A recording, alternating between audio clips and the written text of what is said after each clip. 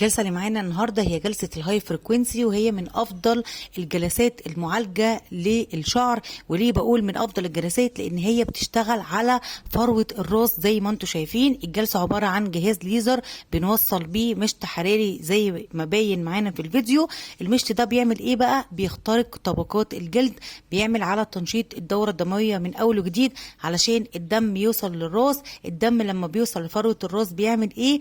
بيعمل على إعادة انبات الشعر من اول وجديد. لو بتعاني من التساقط، لو بتعاني ان شعرك ما عادش بيطول تاني، الجلسة دي بجد هتحفز الفروة بتاعت راسك وهتخليها تشتغل من أول وجديد، وبالتالي هتلاقي بعد تاني جلسة التساقط بدأ يقل. لو عندك قشرة في شعرك الجلسة دي هتقللها خالص، لأن المشط ده بيعمل على تطهير الفروة بتاعت الشعر، وبالتالي الفروة بتاعتك هتكون فروة صحية. هتلاقي شعرك بدأ يلمع. الجلسة مش بس عبارة عن الهاي فريكوانسي، لكن كمان بنعمل معاها ديرمابين بالخلايا الجذعيه للانبات. طبعا التكنولوجيا ما سابتش اي مشكله علاجيه وما حلتهاش. وطبعا زي ما انتم عارفين مركز شايني من اوائل المراكز اللي دايما بتجيب الحاجات الحديثه في علاج البشره والشعر. مستنيينكم تنورونا.